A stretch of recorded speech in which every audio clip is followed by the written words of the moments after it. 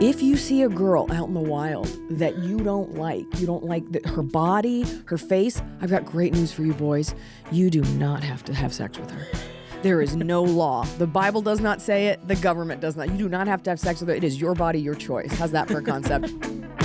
It's Mayim and Bialik's breakdown. She's gonna break it down for you, because you know she knows a thing or two. And now she's gonna break down. It's a breakdown. She's gonna break it down. Hi, I'm Mayim and Bialik, and welcome to my breakdown. This is the place where we break things down so you don't have to. We have a friend in studio today. Someone that actually is a friend of mine. Yeah. I'm not talking yet. Sorry, it's a secret. You can totally talk. We have Iliza Shlesinger here. Hi, Iliza. Hey, guys. Hi. Usually, before I introduce our guest, I introduce this guy. We're out of practice. My elder millennial. That's true, I am. You are an elder millennial, Jonathan Cohen. Actually, I thought I recognized you from the meetings. Technically, I'm actually 1 year. How old are you? I'll tell you. I'm 79. You're not an elder millennial. He's 79 You're years not. old. 83 is I the knew cutoff. it. I'm sorry. I thought it was 80. So No, you are Gen X, but like baby Gen X. He doesn't right. feel like Gen X. I know. I'm young at heart. I'm sorry. We're not the same. My happens. favorite baby Gen Xer, Jonathan Cohen. There we go. Yeah. We are very excited to have Iliza in the studio. This is also our second time speaking to Iliza. We very rarely have friends We over. very rarely have friends over more than once. I But know. He told me it's the first time you've I think it's double dipped. I think so, besides my mom, yes. Thank you. Speaking of moms, your mom is also in the room. My mom is also in the room, and not like in a spiritual way. Like she's right here. I actually want to, let me plug the thing, because like right off the top, people are like, it's Iliza Shlesinger, and there's two things they need to know. Very excited. Yeah. Two amazing things are happening today in Iliza's life and our life, because we get to bathe in the golden light that is Iliza's special day, because you have your sixth Netflix special, which comes out today. It's out. What's it called? It is called. Oh my God, what's it called? I told you what I wanted to call it. What did you want to call it? I don't remember. Drowning Caucasian. Drowning Caucasian, which I think a lot of people would like for terrible reasons. True. It is called It is called Hot Forever. It's the first time I've actually said it Hot on a Forever. podcast. Hot Forever. And it is called Hot Forever. There's two versions of this. Tell me. There's the version where I'm like, look, because this material is hot forever. Yes. It's evergreen. I'm going to be hot forever. People hate it when women have She's confidence. also opening and closing just the I top am part of her opening and hands. closing my hands. Okay. But the real reason it's called Hot Forever is because the material was like fire. Like it was awesome. And the name was not coming to me. And there is some science to the name you pick based on and people clicking on it, you know? And I didn't, you know, you want to do a serious one like revolution, but people don't want to click on that. And it can't be. So there's, in hindsight, there's all this science to Okay. it. Anyway, I was texting my manager and I was like, man, this special has to be hot fire. And because iPhones are going nuts lately, it auto-corrected fire to forever. Forever. And I just said, oh my God. And she was like, that's the name of the special. I was love like, that's it. the name of the special. So Hot Forever is out. Also, if you haven't seen the other Netflix specials of Iliza, I highly recommend. I urge you to witness. I mean, evolution's not even a good word. Just it's the constant elevation, I think, of Thank you. I'm very, very excited. And that comes out today. And also, you wrote another book. I did. I loved your first book. I know you did because you wrote the forward for my first And book. I meant it when I said how much I loved it. And you. so glad I'm friends your with you. second book, don't have anyone your like you. second book is called, great title, All Things Aside. Thank you. Also like a double entendre. And it is also coming out today. Girl Logic, The Genius and Absurdity was your first book. Yeah. And this is, how would you like, I have read the book. How would know you like, I would never. but how would you like lie to you and be like, I read how your would book. you like to describe it? All things aside, it's all things aside, absolutely correct opinions. And it is a collection of personal essays. I was reading a lot of books that are personal essays prior to writing this, and it inspired me. I was like, this doesn't have to be a thesis like Girl Logic was, nor am I totally qualified, but why not just write? There's no real through line other than this is commentary on life. And at the time, I guess 38, but now 39, I may have been 37 when I started writing it. And as a mother and just having come this far in life, I felt, you know, why am I not qualified to call them like I see them? It's not like I'm 21 and just firing off opinions, which is fine too. That's what stand-up is. But I I was just like, if not me, when? If not me, who? Well, and I think the neat thing about All Things Aside is, and I say this as a compliment, it doesn't feel like a comedian wrote a book. Thank you. It's like it's like an author wrote it. Okay, well, let me say what I was real gonna say. words. Okay. I used real words. Well, and look, everybody has their particular taste and flavor in what they like in their stand-ups. I happen to like you. Thank God for But me. one of the reasons, though, that I do believe your comedy speaks to me in particular is that it's not really about jokes. Meaning things are funny, but things are especially funny if you are an astute observer of people and things and places. And so that's what I feel this book is also communicating. Thank you. That, I mean, and also you've had a very, very, I think, very exciting last few years. People actually got to see you also acting in like a full fleshed out role. I mean, the Mark Wahlberg, it was a big, it's been a ride. It's been a big new part of you. And I love that this book is showing you are an intelligent person. You are a thinker. You also happen to have a very, very funny way to interpret the things that you experience. I appreciate that. And a big part of why I wanted to write this, there's this desire to sum up, encapsulate my experience thus far, but also my attempt at speaking for my generation. Now, before everyone, smashes down on that cancel button, you can't speak for everyone all the time, but I think I'm very good at generalities with our generation and certain vibes and stuff like that. And so the book touches on nostalgia, my generation's take on it in particular. And then there's personal stuff. And then there's just, in hindsight, looking back on growing up. And I guess I always come from the perspective in my comedy, if I'm thinking this, chances are other people are too. I don't think it's what I think is so special that it's like no one's ever had this thought. So all I'm doing is giving life and color to the things that people think but do not say. And that's what the book is. What's the earliest instance in your life that you remember having that skill?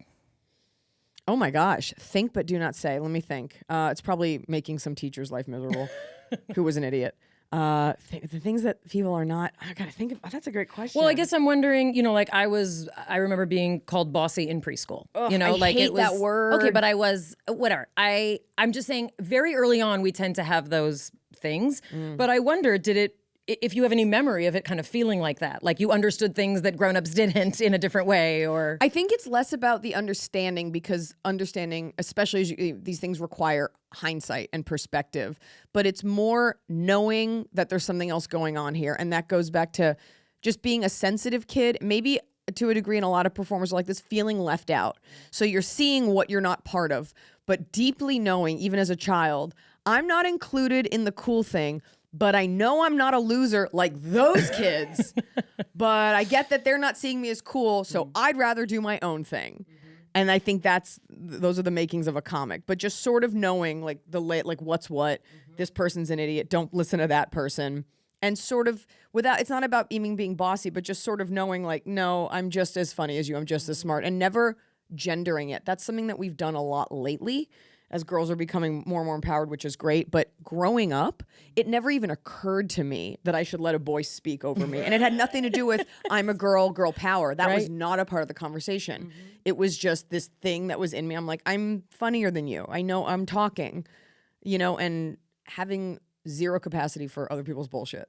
The way you write gives an amazing window into your brain, which I was actually going to say that it's probably a detriment for how her brain works in real life. Like, you go on so many amazing tangents, which is how my brain works. Right. I'm just like, I'm here, and then you're circling and coming back. And those are brilliant to me. Thank you. But I would imagine that's a hard, if that is how your brain works all the time, that must be exhausting. It's, okay, so it is, because That's how my brain works too. You don't act that excited about when my brain does that. It's like, well, it's like when Iliza does it. It's like, Don't talk to our I'm friends. gonna Try a new thing. Iliza. I mean, my brain is on high, like 24 hours the a time. day. I woke up this morning to a Jessica Simpson song from 2003. Why? And I cannot get it out of my head. It wasn't even one of the big ones. And But what was the association? Because you just kind of like go series It's of... just and you're constantly. Her brain is always going. It's hard because you're constantly examining stuff and re-examining and thinking, and you're just always going. And sometimes you're like, "That's good. I should write that down."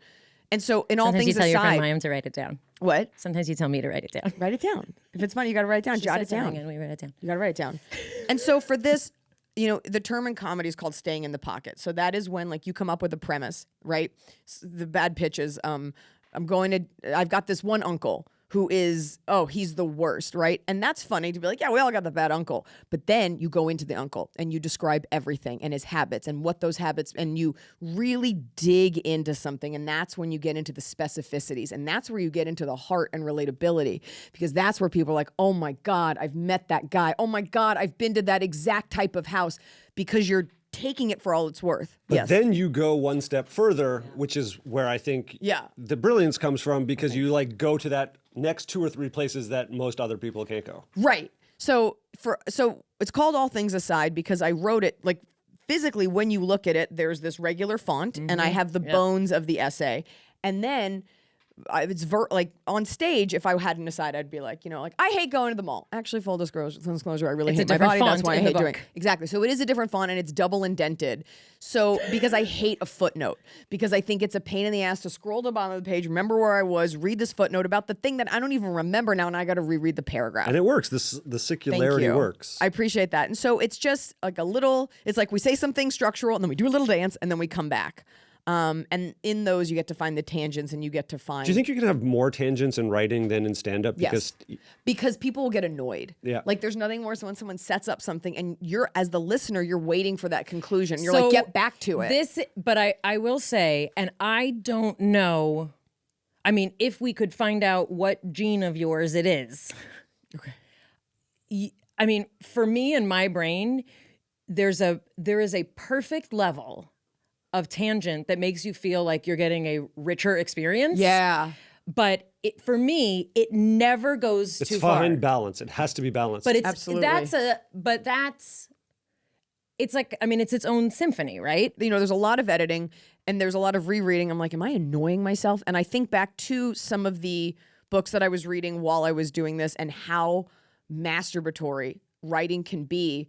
And you get a lot of, it's not a gendered thing, but I do see like a lot of writers, they'll be like, talking about growing up and it's unremarkable. And then it's like, and by the way, my aunt, and you're just like, why do I have to, and you're skipping paragraphs because people, and I wrote about this in the book, people's memories are so rich to them and they make them feel so good. And there's the serotonin release when you describe a memory and you're like, you have to be so gifted to convey it in a way that people lean in and want to hear that. And I don't think people do self-editing a lot of times. And my biggest fear is that people are bored while I'm speaking, and that comes from being a comic. So you keep it moving, you keep it specific. It's never about just hearing yourself talk. Quick aside, and a plug to the last time you were here. If people haven't heard that episode, they should check it out. But you were having like some serious physical issues when we spoke last. Oh my God. I bring this up because we track a lot about somatic issues, and we did a what deep the body dive. Holds, the pain the body holds. And we did a really big exploration of the somatic process you went on. How are you? Oh, thank you for asking. I did this sounds like snake oil. Like I did heal myself, and it's like, just buy this. I did the Mckenzie method for stretching the back of my neck, and these are exercises that I come back to time and time again when my neck starts to throb, mostly from texting. And a lot of times this hurts, and I think it's just part of... Just science tidbit. So the nerves that go to your arm and hands are actually in your neck. Mm-hmm. They're in your cervical spine. Yes. So my C4 usually is where people... Yeah. So, and it's just, it's just being a Homo sapiens who's standing on 2 feet and texting all day. Yeah. So anyway, but that's the neck arm It was connection. excruciating. Sorry. I wanted, having your arm... And you think it's your arm because you don't know, because before you get it diagnosed. So I fixed it, thank God. But it is like a sore thing for me. But you do body positioning, basically Mckenzie method and things like that. It's to learn to appropriately position the soft tissue and the musculature. And yes, that's way too advanced. It's just me constantly doing this one exercise, and I do Pilates. After I had my baby, I was like, when can I work out? Right. You know what? Before you say it, I'm going to work out. And then I hurt myself. It was a really bad idea. So when I was cleared, I immediately started doing Pilates. And I think I look better than I did before the baby. And I was like, look, this time's going to pass regardless. So I started doing 2 or 3 times a week. Mm-hmm. And now my body wants to be tall and long. So it still hurts. It's the other side now. But I do try to do things to mitigate it. I try to lay down, or I try to not. we could all check our phone a fucking lot less. Yeah. I'm disgusted by it. But it's something that I'm hyper aware of now. Mm-hmm. Mayim and Bialik's Breakdown is supported by Helix Sleep. I've had my Helix for a couple years now, and it helps me sleep better. Why? Because Helix Sleep is a premium mattress brand and they provide tailored mattresses based on your unique sleep preferences. Every body is unique and everyone sleeps differently, so Helix has different models to choose from that are designed for your positions and your preferences. I'm a midnight person. You're a Twilight. Because I sleep many, many different ways, including sometimes on my tum-tum. Because you're bad. Because I'm bad. It is the best mattress I've slept on, and the setup is actually fast and easy, and I think it's fun because it comes in this box, and then you just like open it up and like, boop, there it is. Helix is offering up to $200 off all mattress orders and 2 free pillows for our listeners. Also, I do love the pillows. I'm just going to say that as well. Go to helixsleep.com/breakdown. With Helix, better sleep starts now. Mayim and Bialik's breakdown is supported by BetterHelp. We've all found ourselves stuck, focusing on problems instead of solutions at one point or another. You know what the problem is? What? We're focused on problems. Well, it can be hard to train your brain to stay in problem-solving mode as opposed to just like problem mode when faced with a challenge in life. But when you learn how to find your own solutions, it can be transformative. One of the things that I have used to help learn to focus on effective problem solving is therapy. And a therapist can help you be a better problem solver, and that can make it easier to accomplish your goals, no matter how big or small, or maybe just make you feel more like the person that you'd like to be. That's what therapy has provided and continues to provide for me. I like to point out it is an ongoing process. It's not like I went to therapy, I'm fixed. It's something you I keep doing. If you're thinking of giving therapy a try, BetterHelp is a great option. It's convenient, accessible, affordable. It's all online, and you get matched with someone. After filling out just a brief survey, you can switch therapists at any time. When you want to be a better problem solver, therapy can help you get there. Visit betterhelp.com/break today. Get 10% off your first month. That's betterhelp.com/break. Mayim and Bialik's breakdown is supported by Everlywell. Everlywell is digital healthcare designed just for you, and it's affordable, and the price is transparent. No secrets here. With over 30 at-home lab tests, you collect your sample, which was actually really fun. You use the included prepaid shipping label, and you literally just mail it back, and it goes to a certified lab, and in just days, physician-reviewed results are sent to your phone or device. It was really incredible. And you can share the results with your primary care physician, as well as your friends, to help guide next steps. It's very simple. Over 1 million people have trusted Everlywell to support health and wellness goals. We recommend that you do too. The process was incredibly easy. The supplements are terrific. Honestly, this is something I was always like, this should exist, like 30 years ago. And now it does. Now it does. For listeners of our show, Everlywell is offering a special discount of 20% off an at-home lab test at everlywell.com/break. Everlywell.com/break for 20% off your next at-home lab test. Everlywell.com/break. I do have a question because, obviously, I mean, so much of your comedy, has focused on some of the particularities of gender and sexuality in a lot of ways as well. And the expression also of our generation, my generation, your generation, his generation, not my generation. The expression in particular of desire, mating, the things that we do, mating and dating. And the things that I thought about before I was married. Right. So what you've done also, and I think, it does really speak to the kind of longevity that you deserve as, a performer, is you didn't kind of have a jump the shark special, for example, when you got married. What you did is you took the same lens that you've used to examine everything and you used it to examine your own self. Right. And your process. own process. Sure. Right. And so this kind of next phase is you also, I really didn't know what to expect. I was like, is this going to be like, these are all my baby jokes? And which is what I did not want. Right. But I think what's so important is that you absolutely give props to this role in your life. Absolutely. And it feels very organic and nice and good. But I love that you basically now have taken being a mother as your new perspective, but it doesn't always have to be about the baby. Thank you. And I think that's what spoke to me also as someone with, a 14 and, 17-year-old. It is part of your identity. And also you still have this entire other identity the women's movement and the progress of the last 50 years has given us the ability to have, but it doesn't have to be one or the other. Right. And I think you really, you showed like, I'm still funny. I'm still smart. Like, I don't just need to talk about, remember when I got thrown up on? Because that's the equivalent of like, men are so stupid. My boyfriend, Absolutely. right? So speak a little bit about sort of how you thought about that. There are women who find so much comedy in being moms, and that is valid. That is your experience. And one thing that we need to do as women is be okay with whatever your experience, that's you, or as a human. Right. Okay?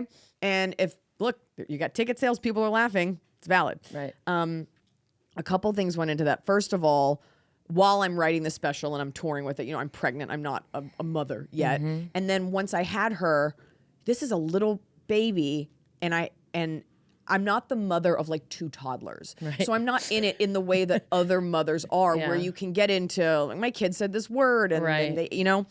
I also, in full disclosure, and I'm okay with this, I'm very okay with this, I have full-time help. Right. So my experience, the way I experience my child Right. is a lot lighter than if you are, and of course I give all the credit in the world to people that do this, if you are at home with your baby, if you are the one getting up early. So I can be like, yeah, it's when your kid throws up on you. Has that happened to me? Sure. Right. But that's not where my heart is. Right. And so my experience is, I also think of it as very precious. I do not post pictures of her online. And that has less to do with, I mean, no, it because it's a sacred thing. Is she funny looking? She's hideous, and I didn't want people to see. But it's this, you don't have to be famous for people to be intrusive or for bad things to happen. And so that's something that I'm able to control. And I think of, she is my grace. And so we're not here, I'm not offering her up. If it's something fun, and I also feel that way about my husband, because I'm not married to an ape. And I'm not married, like, he only reads baseball scores. Like, we have a really lovely relationship, and it's this sacred, sweet thing. And I don't want to, maybe one day, maybe he'll do something one day, or, you know, or she'll do something that but in this moment, I still believe I have better things to talk about. And I want to help women, and I want to help people, and I want this to be a fun experience. And I love the inclusion. You cannot, if you are talking about your mom jokes, that is great. And moms and dads might love them, probably moms more than dads, but you're alienating women who maybe don't want to hear about kids, women who are younger. Like, when I was younger, I didn't want to hear about eggs, you know, miscarriages, Right. Menopause. Like, you're not at that compartment, at that part of your life. I can't wait till you hit perimenopause. I can't wait either, because I'm going to talk about it. Oh, yes, you will. But right now, it's 10 years, Iliza. Just letting you know. I always thought that was a Canadian term. My friend says perimenopause. That's what it means. Yeah. That's what they call the 10 years of hell. So Before you apparently become the person God intended you to be. So first were geriatric pregnancies. That's right. And now. So That's right. it's just a lot of that went into that. And there's so much going on in our world. And I just, as a comic, you don't stop being observant just because you've had a kid, and you're just so different. And so that all went into the special. And this is, I polished this I threw out an entire other hour because of the pandemic. Like, nobody wants to hear about the election anymore. And so it's a process. I just pretend the government doesn't exist. That's my method. Well, they know you exist. I wanted to ask a question, not about the censorship of comedians, because I feel like there's plenty of people talking about that. That's not what we do here. However, this is something that, for people who've been following your career, you've been treading in these waters, I think, for your whole career that I've known of your work. Meaning, the things you're, quote, not supposed to say, the things you're not supposed to think, the ways that we're supposed to behave nicely, we're supposed to build up other women, like all the we're supposed to's. Right. I feel like you've been dealing with this stuff for years. I guess I'm curious, especially in this climate, what is allowed to be funny still for you? I mean, for me, for everyone, look, if it's funny, it's funny. And I really believe coming from intention and coming from a place of love. And that's what comedy is. You know, you're making fun of yourself out of wanting people to laugh at you so that you feel good. You're making fun of someone else, from a place of love, because I made fun of myself, you know? So I think I talk about this on stage a lot. I think comedy has been hijacked because stupid people got a microphone and they started saying hateful things that had no real merit. and I know that we're circling around the whole trans thing. Here's my God's honest opinion. And I also feel this way about like Holocaust jokes. Like, you want to make a joke. Sometimes a joke is well written. Someone makes a joke about someone taking off whatever. But in general, it is people are doing it because they're hoping that they will get a social media hit. They're hoping people will be like, oh my God, and they made a trans joke. I really feel it doesn't move the needle, and it is hurtful because you're taking a group of people who have done nothing wrong, who only need advocacy, who only need protection, and you're using them as a punchline with it's not even that it's malintent as much as there's no intention, which is harmful. It's just as bad as inaction when we need action. Mm-hmm. And so it's not mindful, really. It's not mindful. And by the way, like, do I love a good dick joke? Sure. Do I say words sometimes where the audience is like, maybe don't say that? Sure, you're all gonna make mistakes. But these jokes, if you were a trans person in that audience, like, you're gonna feel like a freak. If people are talking about your body and that process, you're gonna feel so bad. Now, I can't help if I say something on stage and someone takes umbrage with it because it was I made a joke one time about a girl having a hump that she needed to wash before she left the bar. And this woman reached out and she's like, my son has a hump. You're like, well, fuck me then. Like, it can't be anything. People will find fault with it. But in general, it's kind of you're trying to do no harm. We're trying to hurt the bad people. You know, sometimes there are jokes that I don't think are funny that poke fun at me as a Jew or me as and the difference, I think, between sort of me and my teenager, as I learned about it, was that if he doesn't like a joke or finds it offensive, he wants to turn the whole thing off. Because that's this. You shut down. You feel bad. So what? And that's his right. Right. However, he's still under my roof. So what I did is we would pause, and this is what we do when we watch all stand up. When we get to a thing that feels like, ugh, was that? We pause. And we talk about it. There's such a changing sensitivity in terms of not just how we get offended, but what we do when we get offended. And like I said, for me, I can say Dave Chappelle has 2 jokes in that special that are, I think, poorly written and speak poorly of Jews and group us with Israelis, which not all Jews are Israelis. I remember I was like, that's just, I don't even, but I was able, and I think it's just whatever it is, I was able to say, I can still keep listening. Mm-hmm. I can still find the things that make sense. And that's something, that's the nuance, you know? That is, and it's that thing where it's like, you have a right to turn this off. You vote with your dollar. You don't have to go see that comic at this show. And I think, we're very quick to want to cancel things. I also think we are very quick to be very sensitive about our own group, but then everyone else can be thrown to the wolves. I think we are suffering from a lack of context. And we are also suffering from myopic wokeness, right? So it's like, my group's got to be my thing. It's no different than when you go to the Orthodox section of Fairfax and an Orthodox Jewish guy comes in his van and parks in front of you. And you're like, I got to get groceries too. He's like, me first. My mission, people think their mission, their group, their religion, their color, their race is the most important thing. And we're all feeling the same thing. Bad things are happening to everyone all the time, all at once. And it's not that you have to bleed for everything, but we have to have a little bit of grace and space for having these conversations and advocating for other people and ourselves as well. One of the things also, and it is one of kind of my favorite bits, about the people who feel the need to write heinous things about an image that they saw. Why did I lean into burp literally into the microphone? Into the microphone. I leaned She's very in. comfortable with us. So the joke is, and I don't mind spoiling it, it's, the amount of hate that women have to contend with online and the amount of vile things said to us, regardless of if you're famous or not. Ask any woman and she will tell you about a DM she got, just low-key, simmering misogyny or sexism or just creepiness. Cold or beautiful. It's like, but you're so gross. You see that it's just, we're good. And then the anger that comes with a rejection or the God-given right, I think a lot of men feel, to comment on a woman's appearance, calling her fat, gender, color, whatever. And the vile things that are said to a very passive woman, she's like, check out my outfit. And it's like, you're a fat bitch, right? And so my message to the guys is, and this is for anyone that is hurting so much that you have to pay that pain forward to a stranger, guess what? If you see a girl out in the wild that you don't like her body, her face, I've got great news for you boys. You do not have to have sex with her. There is no law. The Bible does not say it. The government does not. You do not have to have sex with her. It is your body, your choice. How's that for a concept? You don't have to patronize her business. You don't have to support her. You don't even have to acknowledge her existence. In fact, we wish you wouldn't. All that we're asking you to do is take your probably very small finger, scroll right on by. Do you know the impact that would have on our mental health if voyeurs weren't just teeing off in a negative way?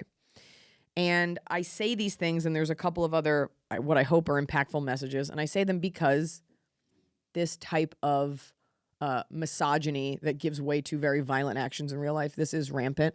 And there are a lot of men who are facsimiles of one another on podcasts or with shows and that are saying horrible, that are giving out like actionable items for inflicting pain on minorities, Jews, women, trans people, whatever. And young men are listening to these things. And I'm like, well, where's the girl? I don't need to be a revolutionary. I don't think I'm made for it. I'm not even positive how the government works. But what I just want to be as loud as I can be to say, hey, this isn't working on me. And I'm protecting these girls and these people. There's an article recently that talks about the rise of loneliness amongst men and their inability to have relationships because they lack basic emotional skills. Oh, I'm laughing because there is one joke that I did. It took me aback. What was it? It was a gene pool joke. Oh, my Darwin joke? Well, no. The Darwin part, you know, I loved. I'm like, people are like, Darwin joke, tell me more. The gene pool notion was, it's hard for me to even say it because it's a rough concept. What is it?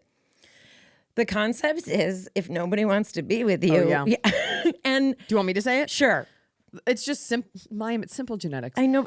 If the concept is if you cannot find a mate, your genetics die off. No, and that's not fair to say. Sure.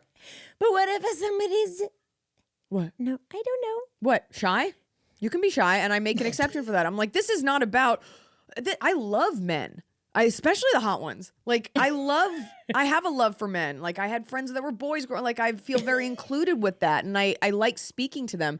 This is me saying to the men that would seek to hurt women because they feel entitled to a sexual experience or energy. You're right. I generalized it, and that's not what you meant. There's a reason you're not having sex, and it's not her fault. It is because the bar is set so low. You can't go out and grow a beard. You can't get a cool tattoo. You can't do anything that makes a woman pay attention to you because you think they should just come to you. There's gonna be no more of you because you've done nothing to attract a mate. On a basic animal level, you've got fish that have a red beard, and then the girl's like, red beard, I love it. And those that don't have the red beard don't have fish.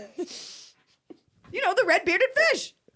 That's also the thing, is you're like, just be interested or interesting. You could about be anything. tall, and for a small part of your 20s, that is enough. You can wear a fun outfit. I know that that's like a peacocking thing that we all like, whatever, but you just gotta, and because it isn't as if all women are these brilliant, complex, gorgeous creatures. I'm like, go get you an armadillo. Some women are incredibly just normal and plain, and maybe you are too. Water seeks its own level. 10s go with 10s, 3.5s go with 3.5s or 4s. This is just science. Okay. I'm just saying, like, you can do this. Mayim and Bialik's Breakdown is supported by Turning Points, a Boston Globe media podcast in partnership with Point 32 Health. The Turning Points podcast is back with a new season. Host Frances Lease talks to people who decided to take ownership of their mental health and found the support they needed. And it's so inspiring to hear other stories. She also talks to experts for tips on developing mindfulness practices, redefining success for high achievers. Ooh, I want to hear that one. Prioritizing self-care as a parent, and more. Here are some of the guests they have this season. Alex Verdugo, who plays for the Boston Red Sox, talks about how he steadies his focus through the ups and downs of the game.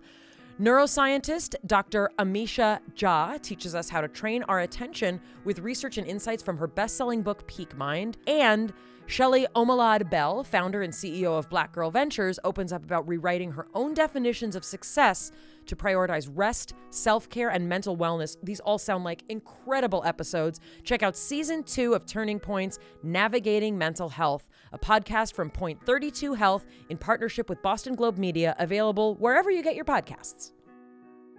Mayim Bialik's breakdown is supported by Nutrafol. 30 million women are impacted by weakened or thinning hair, and if you're among them, know that you're not alone, and there's a solution you can trust to deliver results.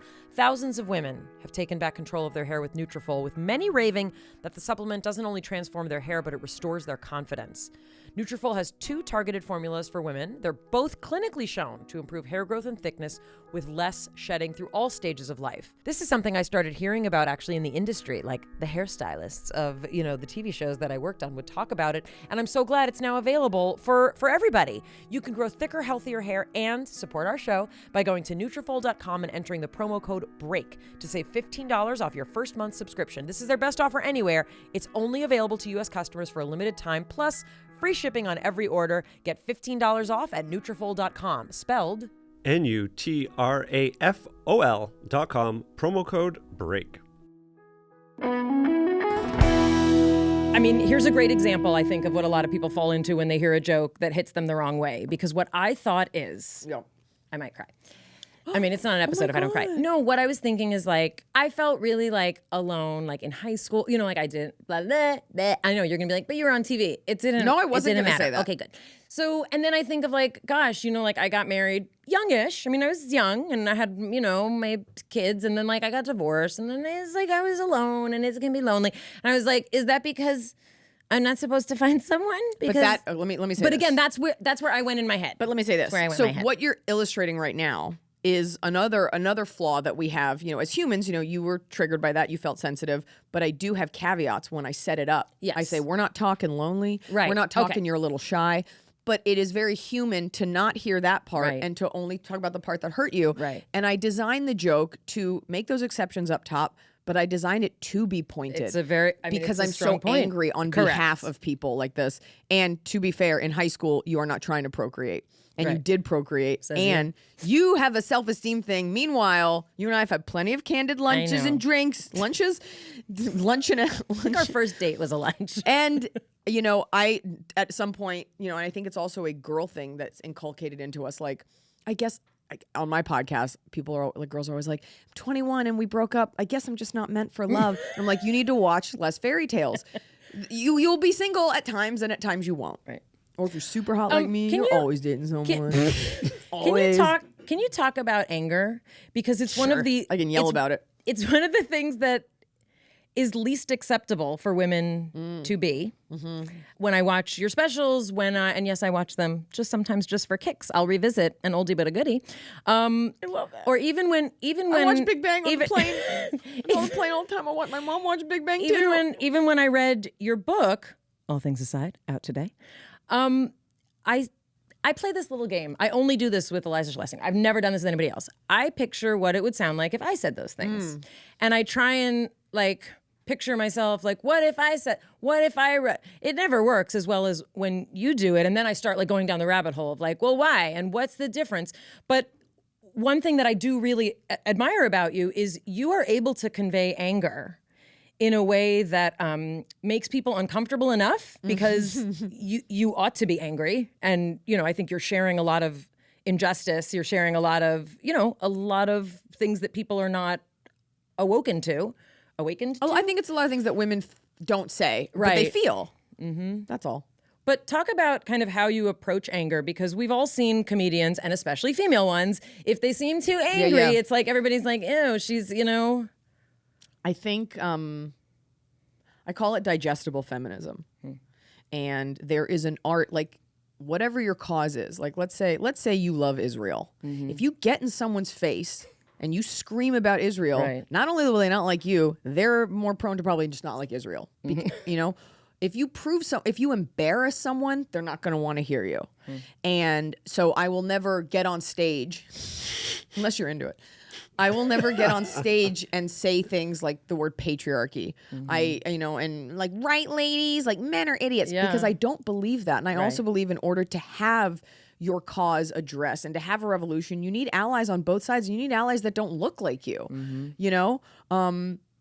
and so that will help do that work and that believe in what you're saying. And I believe there are so many good, if we're making this about men versus women, I came up in a world in stand up with all men, and comedy was a lot of men. Of course, there were women too, but I don't believe that the men in my life and the men that I choose to associate with, and I believe there are good men out there, and those good men are in my audience. And nobody likes to be lumped together. Nobody likes to be told, you're idiots, you're the problem. And if you're going to do it, there's a spoonful of sugar. And you're speaking to people who willingly bought this ticket. And as a performer, this is a business. Nobody bought a ticket to be preached to and told that they're a piece of shit. You can do it like in a cute way that's like kind of harmless, but then you tee it up and you say something impactful. And I'm always mindful of making sure I don't lose the men because we need you in this cause. And I want women to feel empowered, but I want men to feel that they can be part of that. And I want them to feel like, hey, I can protect my own from this type of thinking and these types of guys. So I want that inclusion. And that is across any issue, sociopolitical, religious, whatever. You want people to want to be included so that they hear you. If I get on stage and I'm like, let's topple the patriarchy one tampon at a time, there are just words that men tune out on. And I'm not trying to generalize, but some women do too. Yeah. You know? And so there is an art in the words that we choose. There is an art to this joke writing. And that is where the skill and the science of stand-up come in. That's why a lot of people try it, but very few people are good at it because what are the words that I'm using that's keeping someone engaged without losing them? These things deeply matter. And your message, that's why I call it digestible feminism. Well, and I wanted to actually ask something I don't think we've ever really talked about, and I hope you feel comfortable talking about it even with your mom here. But Deep penetration. I'm sorry. I wanted to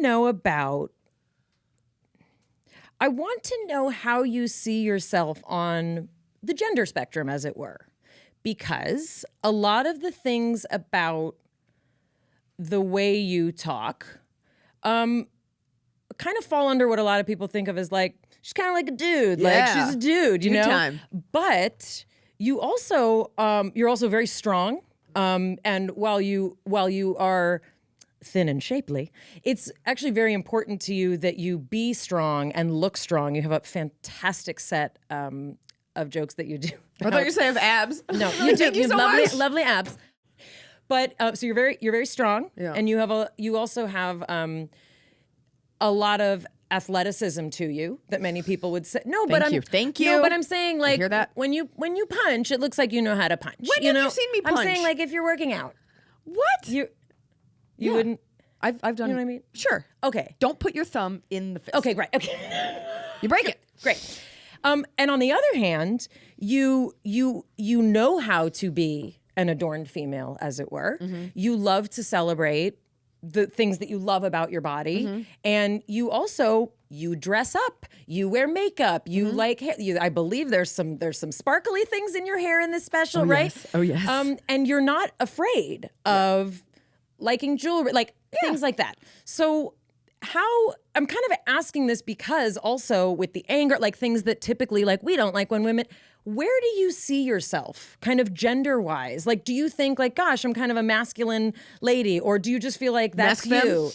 That's so funny. I guess I've never thought about it, and I think I never thought about it because I was just kind of like, whatever it is, you're gonna like it. And I think this is. You mean me personally? No, just dudes. I think this is so a part of the conversation now. You know, growing up, we said tomboy. Right. But it was never tomboy, and I'm like, oh, am I a lesbian? It was just, you know, and then you have a body, but you're like, oh, I don't know, am I comfortable with it? And then, you know, you're teenagers, so you're wearing whatever. But there's a confidence in just like, I know I've got a good body, but I don't care if I show it off all the time. And it's just, some days you're dressed like this. You know, some days I don't wear makeup a lot just because I deeply don't care. But when there is an event, you know, we are in show business. That is how I choose to present myself. It is okay to not do that. You know, at the end of the day, for the most part, people will weigh in, but like nobody actually cares. And that's like a big mantra for mine, you know, of mine. Like, I don't care if you see me out at the grocery store and I don't have makeup on. It's like, she looks tired. I'm like, okay, well, we're not sleeping together. Like, I deeply don't care. And part of that comes from being married because you're not hunting for that mate. You're not trying to find that. So you calm down a little bit with that. And I don't feel the urge to do it as I once did. And that's not saying that if you're a mom that does do it, it's right or wrong. But I think we have a problem with hearing one woman's affirmations. And then you're like, well, that must mean that I'm wrong. Do whatever you want. I don't care. So I think of myself, and the strong label is something that was applied to me later. And I think about my mom, who, my parents got divorced when I was 7, and she had a job at an office, and she did everything she could. Is she a bitch boss? A boss bitch. Boss bitch. Disgusting. But she had like a real job with a receptionist, and and then eventually she married my stepdad. But in that time, she was a single mom. But there was never a conversation of like, I'm a single mother doing it all. Wow, what a goddess. I was too exhausted. Yeah, she just sort of sustained and maintained. And it's only later that we're given these labels. But I think leading from that example, like she did the landscaping and the gardening and did so many things. And it was I never heard like a complaint about it. It was never like, watch me, watch your mama. Here I go. She just did it. And so I think we like to now be like strong single mother, which you are. It is hard, but I think women are these strong creatures that sort of move with grace and intention and purpose. And if you want to label it, fine, but she's doing it anyway. You want to call me strong, you want to call me brave, you want to call me annoying, whatever, it doesn't matter because I'm not going to stop doing whatever I was doing because it brings me joy. And that's how I felt about the outfit I wore. And that's why I had tinsel in my hair, because I took a page from like raves, and it goes to like the artwork that we're using. In my perfect version of me, I have so much hair and a giant ponytail, and it's got all these fun colors in it, but it's understated because they're pastel. Right. So it was just like us hovering over all these like fake hairs that I bought from Amazon. I'm like, not this one. Take out the red. Do this one. And I wanted it. I found those pants that you like. So was that 2 pieces? It's 2 pieces. Okay, I really thought that it was 1 piece. Yeah, it was a tie between that top came in lime green as well. No. And it That's looked a cool. top that needs to no, It was in we black. wear black. And I love wearing all black. Exactly. I feel very powerful in it, and I Yes. also feel very understated. Just to remind people, Hot Forever is out today on Netflix. We recommend it very highly, as well as All Things Aside. Yeah, load up. Do we need to tell people where to get that? You go Wherever you online, get books, obviously, okay, if you got can it. do a smaller bookseller, that's better. But we all know how voracious we are when we want things, when we want them. So you can order them Got however. And I would also like to plug one small thing. Please. If you want, the song that we use, you wouldn't know this because you don't really hear for very long. The music. I had a question. Tell me about that. Okay. So there is a girl named Tima, and I don't know how I came across her on social media. She's this girl. She's a young black creator, but you could tell she's a musician. She understands music, but she was making very funny songs about like how I'd rather break my back before I'd rather break my back by carrying all my groceries rather than make 2 trips. And so I started following her because I thought what she was doing was cool. And I reached out to her and I was like, if I ever get a late night show, I want you to be like my music person. And I was like, great. So see you never. But so we just, whatever, online friends, whether she knew me originally or not. And then it came time for this. And at one point, I've always had music. You create music for this. So I reached out and I was like, will you make me a song? So she's like, of course, because that's what she does. awesome. But she had a song called Pay for My Food. And I actually play it because I don't think it's illegal to play it.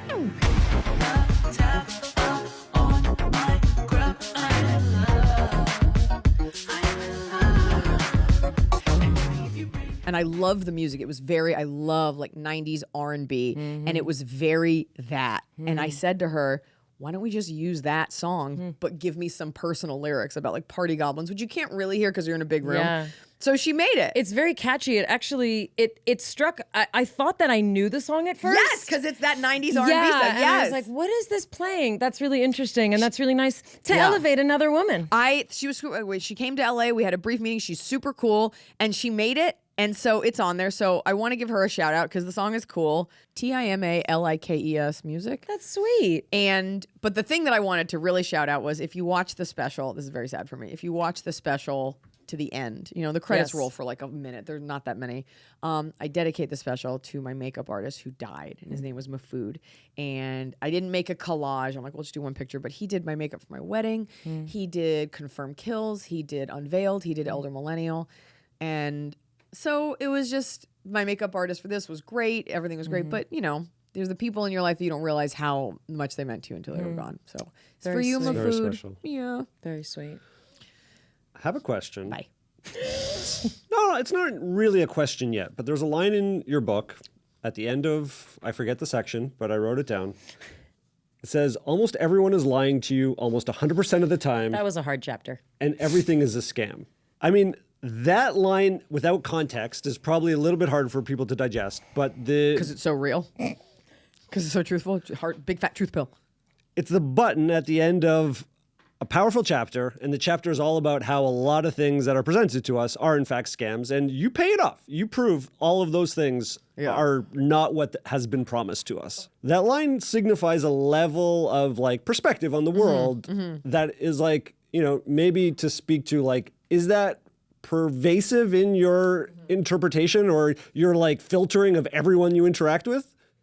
It's a little hyperbolic, but I think part of it is living in Hollywood and this industry where people do lie, where people will look you right in the eye and be like, absolutely, I can't wait to get started. And then you never hear from them again. And that has less to do with someone being bad as much as people not knowing how to give feedback because people can't take criticism. So if you read my book and you hate it, you would just rather say you didn't read it because you don't know that I'll be open to hearing about why it was bad because everyone thinks what they do is perfect and precious. And I think, especially coming out of COVID, and especially with inflation, and especially this climate that we're dealing with, we are consistently lied to. And you are made to feel bad if you don't take it on the chin. Like if I buy something and it's wrong, where's my forum to say this isn't right without being told that I'm annoying or I'm loud or I should be grateful, you know? And this goes across social issues, political issues, but industry-wise, you know, one of the few bastions of power you have is your dollar. And so when you pay for something, I take that as someone who has made all my money on my own. I take it very seriously when a company promises me something and it goes wrong. And I think a lot of people bullshit. And this is a bad example. And I'm saying this in front of a wall of your immigrant relatives. But I will say this. You ever talk to someone, they talk about like their grandpa, and this is in the book. They're like, my grandpa, he was the smartest man you ever met. And he could build anything. And you're like, was he? Could he? Probably not. I think there's like a rose-colored tint that we apply to things. So I always feel that people are recalling things just a little skewed. And oh my God, it was the best meal I've ever had. And you look and on a lighter note, like you watch like social media and I watch like food influencers and it's like, you guys have to come down here. Honestly, these eggs were amazing. I'm like, were you amazed? Were you sitting there like, holy fuck, what's happening? We just had this with my mother and that freaking veggie burger. I'm sorry, Bev, that veggie burger wasn't that good. I mean, but she's gonna tell like, and so I think it was the best veggie burger she's ever had in her life. So we get there, I'm like, do you have a veggie burger? It's not really on the menu, but we've got some Hungry Planets in the freezer. Yeah. I was like, I could get that at Carney's. So I think it's also opening people's eyes to, if I say everything's a scam, maybe you'll start to question a few things that are a scam. It's good to be a little skeptical without being cynical. That's you know, right. and so not only like I talk about the alarm company that failed me in such an epic way that a stalker was allowed to just be in front of my house, so that was cool. But also just perception of value, you know, and I talk about this in the book, but like everybody's trying to sell you something. And you go online and it's like, I'm sorry, why is this sweatshirt $300? And there's nothing, you know, and she's like, it's our softest yet. I'm like, what? Like yet? You're around for a year. And this constant deluge of product and information and it can't all be quality, but people want to charge you for quality. And I think we're living in this sort of era right now where everybody wants everything and you want quality and it's like you got to pay for it and everything else is going to be a facsimile of. And so I think a lot of people are being lied to about what matters. And it's not that I have like perfect priorities, but I think the world deserves a little bit of like, hey, everybody, like take it. You don't need that. You don't need a $400 sweatshirt with the matching thing from this. Like, it's just a lot of materialism. And as someone who's constantly trying to downsize and I'm constantly disgusted with myself at stuff that I have that I'm constantly trying to get rid of because the planet's on fire. I think it all goes back to environmentalism. And people are also like, they lie to other people because they're in pretty deep disconnection from themselves. Like, Sure. You know, we're caught in a cycle of everyone trying to like figure out what they want and need, and we're being sold what we think we want and need. What you don't need are 10 products from Amazon you need right now. No, that is plastic garbage. You don't need it. What you need is therapy and a walk outside and to like figure it out, not to just buy a bunch of stuff that's delivered to your house in like an air conditionless van It's just we're Maybe constantly you need more consuming. things to manage your sleep, Jonathan. Oh, you're talking to my husband. Yeah. I can't. Why can't he sleep? My husband, what I have after watching several TikTok videos, as I understand it, it is a spike in adrenaline and how you need to regulate your cortisol. Yeah. So we've been told if you eat this is funny. He's like, if I eat a fatty, some people say eat a little fatty protein snack before you go to bed. So at like 10 o'clock, Noah's like, it's time for my shrimp quesadilla. right. And he got in bed and he was eating like a turkey beef jerky. and he was like, there's no time to brush my teeth. I got to go to bed. I mean, he did. So he's working on it. But liver, I'll tell him to go to acupuncture. How long has this been going on? His whole life. His whole life? Yeah. I don't wake up with him. He's not in the bed. He's been up for a few hours. He's lived a whole life. So he wakes up at 3 and then stays Could be up. 4 and he stays up Oh, and then he'll take a nap ouch. like way later. It's And just, his whole life it's been like this. I think that's what he says. What's his sleep hygiene like? Oh my God. I don't know what that means. You should live with her husband. Yeah. Because he What is will. sleep- like, he'll he- talk about it all day. Well, is there something that I need to know? Yes. There are many things you need to know. Can't. Also, if you haven't and you're listening to this, check out the Andrew Huberman episode because he goes deep talks into all this. about God, I'll load him up with all of this. I just want him to sleep. Look, there's a playbook for the body that most people don't have. And we're doing things in our days, in the morning and in the evening and throughout our day that are impacting how our brains understand what time it is and what to do next. Mayim doesn't believe that this exists, even though we've had many scientists come on and explain that it is, in fact, real science. And so this is where she and I have a little bit of conflict. That I believe there are things that you can do that can help you sleep better. Sure. Like, For example, Here it is. not have like you need to masturbate 4 times a day. And they've got to be consistent and it has to be in front of people. there's scientific evidence. Your exposure to light. Sure. Circadian rhythm, setting that. Setting that. I just think because it's so consistent. Oh, he no wasn't matter- done with his list, but okay. No, but We'll get this off the pod. there's other places that this can be delivered. But the message is like when people are having that type of problem, is it psychological? Is it biological? Is it a combination of both? And Mayim's perspective on sleep used to be, it doesn't really matter. I don't obsess that much. I don't sleep that much. Some people don't. I don't need a lot I heard of that sleep. Martha Stewart sleeps like 4 hours a night. But some people don't. My rabbi too. I need a nap in the day. Yeah. I don't drink coffee. Which is normal. He thinks it means I need to have more energy. You know what I said? I'm 46 years old. I'm on my 3rd sitcom. I have 2 children. I nursed for 6 years straight. I deserve a nap. You deserve a fucking I nap. don't need more energy. I think this ties back to pace. I think about this with my 14-year-old who basically is listening to something or trying to watch something at all times unless I'm like actively taking him out to do sports. And I think about a generation of human beings that have grown up with a phone in their pocket who have no downtime, Right. no quiet whatsoever. They fill every single minute of space. Sure. And I think that's a very dangerous relationship. It scrambles we're your in. brain. Yeah. I get in bed. I talk about it in the special, and I try not to do this, but it is like an addiction. And I get in bed and I'll watch TikTok. I was a little concerned when I saw that. There is a vanishing caloric density to consuming TikTok. So when you eat Doritos, the reason you can keep eating them, or like Lay's, like bet you can't. It's so evil. They're like, bet you can't just have one, because we engineered it chemically so that your brain forgets you had one.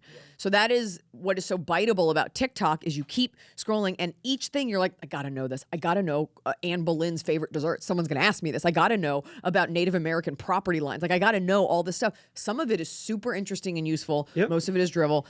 But you keep scrolling hoping for that hit for the next one. It's not unlike, doing a slot machine. And I'll do it. And then it'll get like some of the information will be scary or sad. And I wake up feeling a little hungover. Like I wake up feeling like I ate a bunch of junk food. My brain hurts. I gave up. I mean, I take it off my phone for periods of time. Yeah, I gave up. It's been, well, by the time this airs, I don't know if it will still be on. But after the, variety of shootings that occurred around July 4th, I hit my limit. And I was like, I can't. And We're not and meant really to consume this. Exactly. And even the positive stuff, Doesn't matter. It's not enough. Exactly. And It's to the that's what I point where realized. if I see an adorable animal, my next thought is, I bet they killed it. Yep. Oh, you're with a humpback whale? I bet you fucking murdered it because people, Right. that walrus Freya who was in Norway, they killed her. Anything cute, I guarantee you ruined its habitat or you Right. killed it. And I'm going to have to explain to my daughter what a whale is one day because it'll be gone. I think about Talk that. about yoga. Well, when we're I mean, it's painful. It's really painful because that's true. I like recognize what There's you're saying. not enough good news to counteract the deluge of bad news. And then we're programmed to want that input. So when I, for example, notice of myself, when I start my day and I'm scrolling, Yes. then the next thing is when I try to stop scrolling, I have this itch. I'm like, Yeah. It's an addiction. what's going to come next? I need an input of some kind. And so, like, how many people can literally sit? I mean, not talking about meditation. I'm not talking about Just sitting. holding your body in a pose. I'm like, unplug and don't do something. We sound old. I don't disagree with that, and I'm not a big fan of like mindfulness because those videos are just like I journal, I have a matcha. It's like no, you fucking don't. But I am mindful in the morning. Mostly I sell attractive fitness clothing. That's what. Please click on this. I have my phone on airplane mode when I sleep. There's the baby's in the next room. I don't need the phone on, and I don't look at it. I brush my teeth. I have the coffee. I try to have some light in my eyes. Yeah. I try to do like an hour of just not. We don't need it. There's nothing Yeah. that important. I really make an effort to do that. And I'm one of those people that like doesn't listen to anything in the car. Like a psychopath. I just drive in silence. Yeah. So I try to do that. And then when I'm with Hunter, who tours with me, I try not to just scroll. I'll just stare out a window. I try, and I certainly don't do it around people. And if I do, if I catch myself, I'm disgusted. But it is like a practice. And when you're really engaged, you don't need it. Like if you're with like your friends and everyone has their phones down, you don't want to be the one checking your phone. Do you have something to say, Mayim? Nope. No, you're just going to stare at me? Mm-hmm. Okay. Or sports. Like it's nice to work out for an hour and you're, of course you want to get back to it. I try my best to not just endlessly do it. Yeah. You got a purpose, you can look at something. But if you're like in a dentist's office, yeah, scroll away. You got a delayed flight, scroll away. Is there anything else we can talk about besides your Netflix special, which comes out today, your book, All Things Aside, which comes out today, which we recommend very highly? Besides those two? Yes. Without putting And Tima. She did a great job. So this is October 11th. I've got, we're finishing off the Back in Action tour, Back in Action from COVID, even though I toured during COVID. So this is October 11th and you live in Mexico City, you can come see me. I think it's October 20th or 29th in Mexico City. Hopefully the ticket link is working by now. And then I'll be in Asia. We've got a couple of other dates. So Do go you to take Iliza.com. the baby? I'm not going to take her to Asia. Okay. Simply because it's so many cities, Yeah. and that's hard even on an adult, as I saw with my husband in Europe. And then How was Australia. his sleep in Europe? I mean, I can't even imagine. He was so sick. I am 7 months pregnant. I am drinking coffee. I'm working out. I'm walking everywhere. He's like a husk of a man. I felt so bad for him. And in like some of the best places, like Copenhagen. And I was just like, You can't take us anywhere. I just felt so bad for him because when you're sick, like you can't. And it was undiagnosable, like a weird cold, not COVID. Anywho, the rest of the tour dates are on Iliza.com/tour, but the new ones are coming out for next year. I always like to leave with a little message of hope. So who wants to take this one? If you think everything is a scam, how do you find a little hope in this world? I find joy with genuine connections. And you cannot genuinely connect with everyone, and not everybody vibrates at that same frequency. But your world will be a lot better if you can tune into and avoid low vibrations. Doesn't mean someone's bad, just a low vibration. And really connecting. It doesn't have to be about trauma bonding, but just clicking with people. And this isn't about like, have a smile for everyone, but like, even if it is unifying against someone else in line who's being a dick and just like a little exchange, I love being reminded that while everything does feel like it's on fire, there are good people out there that are like on your wavelength. And I love people, except for the bad ones. From our breakdown to the one we hope you never have.